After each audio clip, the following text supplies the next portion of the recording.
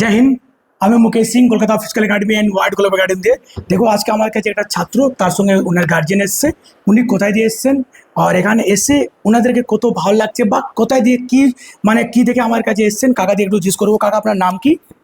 অরুণ কুমার সাহা। কোথায় দিয়ে এসছেন আপনি?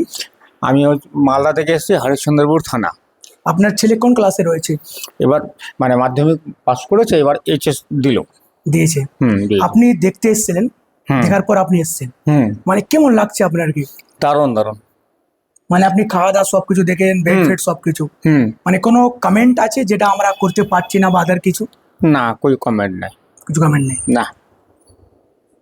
ওকে, থ্যাংক ইউ কাকা। ওর নাম কি তোমার? অনুরাগ সাহা। কেমন লাগছে? তুমি তো ফার্স্ট টাইম সো, কাকা তোমার বাবা এসেছিল, তো তোমাকে কি রকম লাগছে? না, অনেকটা ভালো লাগছে। যারা দেখছে তাদেরকে তুমি কি বলতে চাইছো? সবাইকে বলতে চাইছি এখানে আসো, বাড়িতে বসে থেকে কোনো লাভ নেই, এখানে আসো। তুমি কোন ক্লাসে রয়েছো? আমি এবার এইচএস দিলাম। এইচএস দিয়েছো তো? ওকে, দেখো মেন ব্যাপার কি হলো, তো যারা 10 বা 12 দেয় তাদের না সব থেকে বেস্ট টাইম থাকে। তার রিজন থাকে, তুমি গ্র্যাজুয়েশন দেবে আর এদিকে চাকরি পড়াশোনা আমরা স্টার্ট করে দেবো। তাতে কী হবে, তুমি গ্র্যাজুয়েট তুমি হওয়ার আগে দেখবে তোমার যে কোনো একটা চাকরি হয়ে যাবে। এবার যদি তোমার গ্র্যাজুয়েট যদি হয়ে যায়, কেন তুমি কনস্টেবল পোস্টে যাচ্ছ, তোমার এসআই হওয়ার জন্য তোমার গ্র্যাজুয়েট হতেই হবে। তো তাতে কী হবে, যদি গ্র্যাজুয়েট হয়ে যায় ডিপার্টমেন্ট পারমিশনও কিন্তু পেয়ে যাবে। তারপর কী হয়, যেরকম স্টেট গভর্নমেন্ট সেন্ট্রাল গভর্নমেন্ট যে কোনো জায়গার মধ্যে তুমি যাবে, 10 তুমি পাস হয়ে গেছো, কনস্টেবল পোস্টে তুমি যেরকম এসএসজিডি বা কেপি বা বেঙ্গল পুলিশ সমস্তগুলো, শুধু হেড কনস্টেবলগুলো যেগুলো থাকে ওগুলো বাদ দিয়ে তুমি যতগুলো পরীক্ষা থাকবে তুমি পরীক্ষার মধ্যে বসতে পারবে। এই যা রেজাল্ট আছে আর্মিতে অলরেডি ফর্ম ফিল আপ করেছো? হ্যাঁ, করেছি। আর্মিতে ফর্ম ফিল আপ করেছে, আমি রিয়াল চেক করলাম, রিয়াল সবাই ঠিক 33+ রয়েছে, দেন নাম্বারও ভালো আছে, ভালো গ্রেড দিয়ে পাস হয়েছে।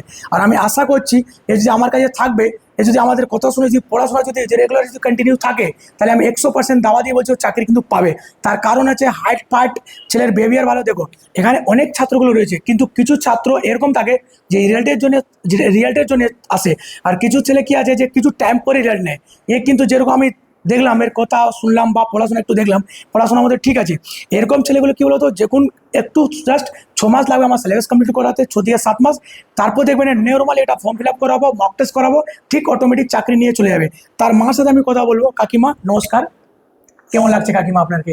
ভালোই লাগলো, ভালো লাগছে, ওই জন্য তো দিলাম ছেলেকে, যে এখানে যেন একটু আমার ছেলে ভালো করে একটু সবটা শিক্ষাটা হয়, ভালো করে কাকিমা আপনি যে খাওয়া দাওয়া দেখেছেন, না, ভালো ভালো। মতন কি খাওয়া দাওয়া দিচ্ছি? না, ঠিকই আছে, খাওয়া দাওয়া ভালো হচ্ছে, যেমনি বাড়িতে আমরা খাই ওইরকমই খাওয়া দাওয়ার কোনো নাই, প্রবলেম নাই, সবটা ঠিক আছে। আরো একটা কথা বলছি, অন্য একাডেমির মধ্যে তুমি যাবে, কারা কোনো ডোনেশন কোনো বলা হয়েছে যে চাকরি পরে যারা অন্য একাডেমির মধ্যে কি হয় ডোনেশন, আমরা কি 5,000 টাকা অ্যাডমিশন ফি আছে, 6,000 টাকা মান্থলি, সেই জায়গার মধ্যে কাকার আমি কিছু টাকা কম করেছি। কারণ কাকা আপনি কি কাজ করেন?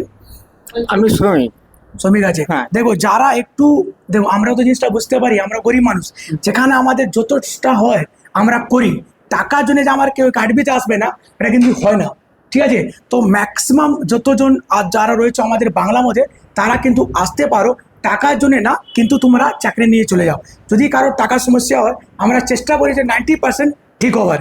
তো কাকা আপনি এখানে দিয়েছেন, ঠিক আছে? আপনি দেওয়ার আগে এখানে যদি আমাদের যদি কোনো কিছু থাকে, ঠিক আছে, আপনাকে আমি বলছি কাকা, যদি কোনো কমপ্লেন থাকবে আপনি 100% আমাদেরকে বলবেন, অবশ্যই স্যার। ঠিক আছে? আর আমরাও চেষ্টা করব, যদি ক্লাসে যদি না অ্যাটেন্ড করে আপনাকে আমরা কিন্তু বলে দেবো। আমার একটা রুলস আছে, তোমাকে সকালে, কাকিমা এদিকে বসুন না, এখানে বসুন, অসুবিধা নেই। আমাদের একটা রুলস আছে, সকালে তোমাকে মাঠে যেতে হবে বা সকালে তোমাকে ক্লাসরুমে পড়াশোনা করতে হবে। যদি দুটো মধ্যে কিছু করে না কাকা, আমি আপনাকে কল করে ইনফর্ম করে দেবো। আর রাত্রেবেলা আমরা ফোন কিন্তু সবার রেখে নিই, কারো ফোন কিন্তু আমরা দিনই, শুধু সানডে টু সানডে ফোন রাখতে পারে। তো যদি কারো বেসিক যদি কিছু দরকার পড়ে আপনি আমাকে ফোন করবেন, আমরা সবকিছু গাইড করব। তো যারা দেখছো, যারা মানে 12 বলছি, তোমরা যারা উচ্চ মাধ্যমিক দিয়ে দিয়েছো, তারা মাধ্যমিক উচ্চ মাধ্যমিক দিয়ে দিচ্ছ, তারা আমাদের একাডেমিতে চলে আসতে পারো। কাকা আপনাদের যদি কোনো টাকা পয়সা নিয়ে, মানে আমি যেটা অন্য একাডেমিতে কি হয় যে ডোনেশন চাই, আমাদের একাডেমি কোনো কিছু টাকা চেয়েছে আপনার চাকরি পরে? না না, কোনো কিছু না তো? না স্যার। আপনাকে যে ফোনে বলা হয়েছিল আপনি সেই দিচ্ছেন তো? Same to same. কোনো অসুবিধা নেই তো? না স্যার। খাওয়া দাওয়া নিয়ে একদম কোনো অসুবিধাই নেই। অনেক জায়গার মধ্যে কি হয়, আমি যেটা আজকে শুনতে পেলাম, অন্য একাডেমিতে আমার একটা ছেলে এসছে, স্যার তার একাডেমির নাম বলতে চাইছি না, সে বলছে যে স্পেশাল পড়াশোনার জন্য মানে 25,000 টাকা। আরে ভাই, তুমি কনস্টেবল পোস্টে চাকরি করাবে, তার স্পেশাল পড়াশোনা কী থাকে আমি বুঝতে পারি না। মানে কি, যদি তোমার একটা আলাদা বেচ করবে তার জন্য আলাদা টাকা, আবার এসএসজির বেচ জন্য আলাদা টাকা, কমান্ড ক্লাসের জন্য আলাদা টাকা। ভাই দেখো, ব্যবসা করতে যেও না, কারণ কিছু গার্জেন আমাদের জন্য ডিপেন্ডেন্ট রয়েছে। যদি তাদের থেকে আমরা যদি বেশি টাকা নেব, তাহলে কি বলতো, দেখো এটা যদি মনে রাখো, তুমি হতে পারে যে তুমি যা কাজ করছো আমরা দেখতে পাচ্ছি না, কিন্তু উপরওয়ালা সব কিছু দেখে। তো তুমি যে টাকা নেবে না, ভেবে শুনে টাকা নিও, কারণ টাকা তোমার এখানে থেকে যাবে।